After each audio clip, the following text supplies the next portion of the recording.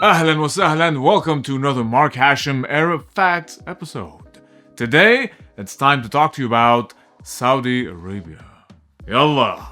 Anyone, by the way, who wants to see the extended version and support me, check out my Patreon page right below. There's a lot more content there, and it's a great way to keep the channel going. Thank you again for all you awesome patrons for your great support. Really appreciate it. Alright, on to the Kingdom of Saudi Arabia, or Al-Mamlaka Al-Arabiya Saudiyya. It's a country in Western Asia with a population of about 34 million people. The official language is Arabic, with Hijazi and Najdi variants being spoken by millions. Islam is the official and dominant religion of the country, with the majority being Sunni, with a minority of Shia. Now, the vast majority of Saudis are ethnically Arab, but there's a large minority of immigrants from India, Pakistan, Bangladesh, Indonesia, and the Philippines. A good portion of Arabs from other countries also, like Egypt, Yemen, and a tiny minority of Westerners.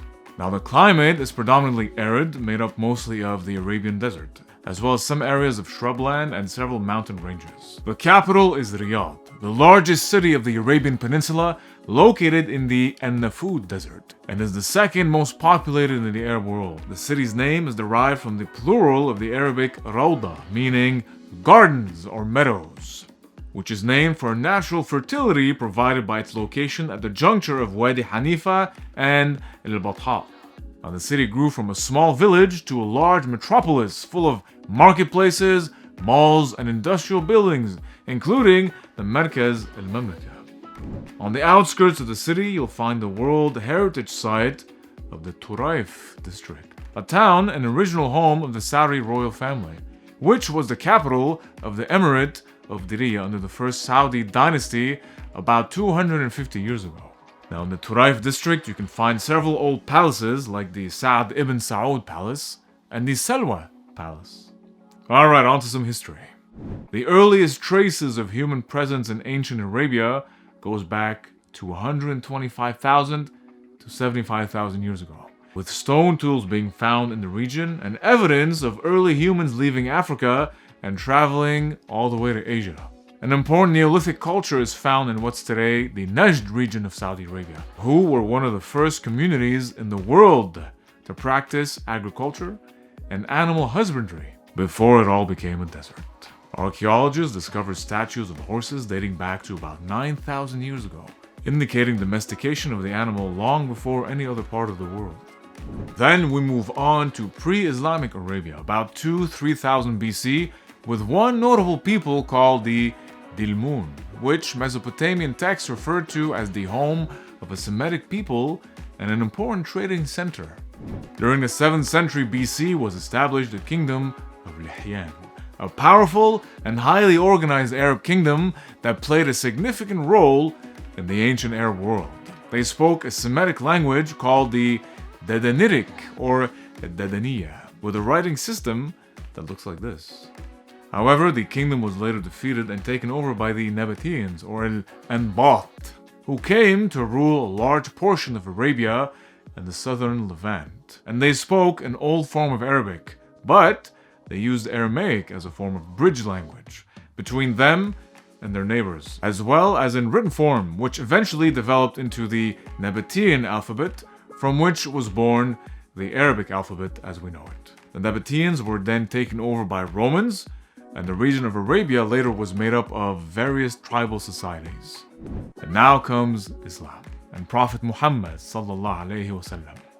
Briefly, the Prophet was born in Mecca in the 6th century of the Banu Hashim, during a time where the region was governed by tribal leaders of pagan faith, and eventually started preaching the oneness of God in the same line as Christianity and Judaism, drawing followers but also opposition from those in power, which led to a major migration known as the Hijrah to the city of Medina, before coming back to Mecca and taking over and converting the tribe leaders. Upon his death, however, there was a break-off, an expansionist movement that led to the conquest of a huge region of territory beyond Arabia, until the Ottomans appeared and took over for centuries. Now, in the middle of the 18th century in Central Arabia, an alliance was formed between Muslim Wahhabi religious reformers and the Saudi dynasty to form a new state and society that resulted in the creation of 3 successive Saudi kingdoms, which includes the modern country of Saudi Arabia today. And that was officially proclaimed in 1932 under Abdul Aziz ibn Saud, the founder and the first king of Saudi Arabia. Now in 1938, oil enters the game with the discovery of huge quantities of petroleum in the deserts and the then American-owned Standard Oil Company, later Saudi Aramco. So you can see a history of political and economic partnership between the West and Saudi Arabia. Of course, oil boosted the country's economy and political power internationally to this day. Alright, let's move on to some major cities besides Riyadh. First, of course, we have Mecca. Mecca al-Mukarramah, the holiest city in Islam, which I mentioned earlier. Aside from being the Prophet's birthplace, it's also there that you'll find Jabal Nour, where the Quran was revealed to him. It's also there that all Muslims are required to do the Hajj, or Islamic pilgrimage, where the Masjid al-Haram is located surrounding the Kaaba, the sacred building which Abraham built with his son Ismail. There's also the Mecca Gate, or Buwabat Mecca, or Buwabat al-Quran, which is a huge arch gateway monument which sets the boundary to the area of Mecca, where only Muslims are allowed.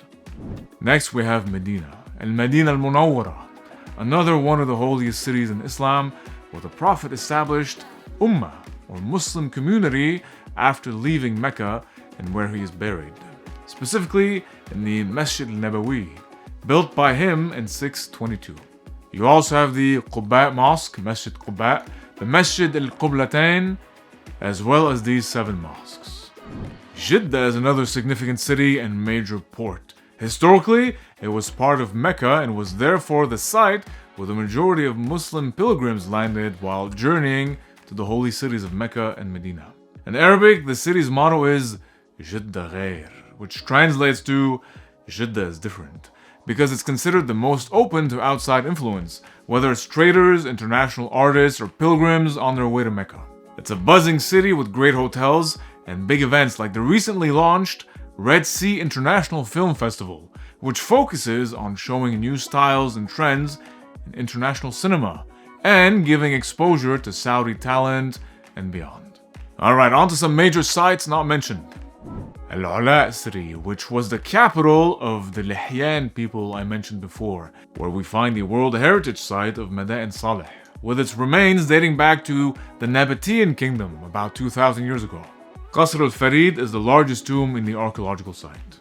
Al-Ahsa Oasis, a World Heritage Site in the historical region, and the largest oasis in the world, with more than 2.5 million palm trees in the whole oasis.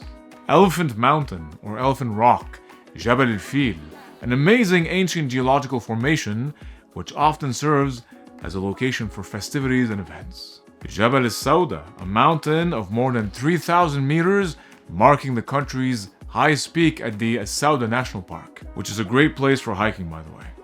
Ushaykir Heritage Village, if I said that correctly, about a 2.5-hour drive northwest of Riyadh, and is one of the best historical landmarks in Saudi Arabia. The walled village is incredibly preserved and contains about 400 mud houses and 25 mosques. Edge of the world, Matal Hafat al-Alam, also known as Jabal Tuwaiq, an unbelievable landmark of towering cliffs in the middle of the desert, a few hours from Riyadh. Rub al-Khali, a vast desert region in the southern Arabian Peninsula, which makes up the largest portion of the Arabian Desert. Okay, on to some Saudi food. Jalama, which is a lamb that's cooked with fat, onions, and a blend of Arabic spices, usually accompanied by rice or flatbread on the side. Salik, a traditional Saudi Arabian rice dish consisting of creamy, porridge-like short grain rice and roasted meat. Chicken is the most common meat choice, and it's typically boiled in water with spices just before being roasted. And it's often served with dakous, a hot sauce made of tomatoes, chili pepper, and garlic. I need to try this. I never had this. Hanini, a traditional Saudi Arabian dish made of dates, butter, and brown bread. flavored with spices such as saffron and cardamom. Kabsa, considered the national dish of Saudi Arabia, which is a mixed rice dish made with meat and vegetables. Many traditional regional dishes use similar ingredients of lamb, yogurt, rice, and potatoes. Jarish is also a popular traditional Saudi dish made from ground wheat, served with chicken, onions, and chopped rice. Muftah al-Dajaj is a dish made with pieces of boiled chicken or lamb and finished with spices, raisins, and almonds. Okay, now we move on to a few artists worth highlighting. Talal Madda, a Saudi Arabian musician and composer known as the Earth's Voice or Sawt al-Ard, and he was also known as the Golden Throat, Al-Hanjara al-Dhahabiyya, whose work had a substantial influence over 20th century Arabian culture. حبيبي يا حبيبي حبيبي يا حبيبي. Khalil al-Rawaf, who was born in 1895 in Qasim, Saudi Arabia, and was a camel herder during his youth. He's widely believed to be the first Arab to be cast in a Hollywood film, according to Al-Arabiya. After moving to America, Rawaf starred in the 1937 major Hollywood film I Cover the War alongside John Wayne, in which he played the role of a Bedouin guard. Several more Saudi actors who have gained international recognition include Dina Shihabi, a Saudi Arabian Palestinian actress known for starring as the protagonist in the 2014 American film Amira and Sam. Shihabi is also starring in the upcoming CIA drama series Tom Clancy's Jack Ryan. Aisha Hart, Saudi-British actress who's been part of many major productions, including the BBC drama Atlantis, the TV series Line of Duty, and independent UK film Honor.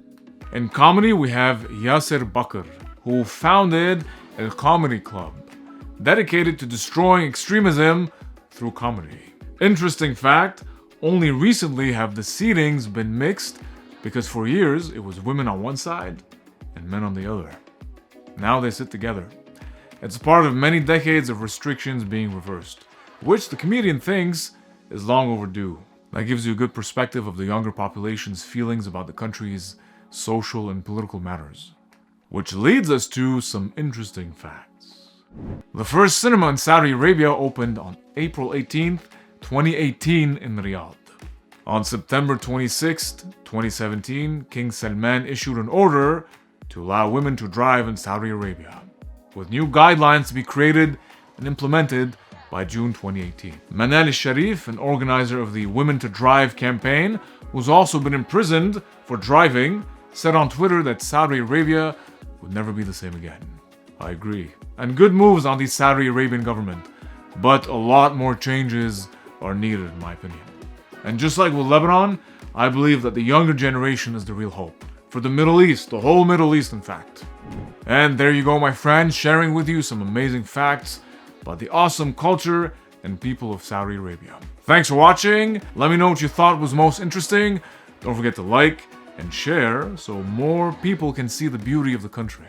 And subscribe for more culture and educational content. And don't forget to follow me on social media for more stuff. I got a lot of funny stuff on TikTok and a lot more things happening behind on Instagram. And thank you guys, as usual, for being great fans. I'm always grateful for you. I see you, I appreciate you. Just wanted to throw that out there. Take care.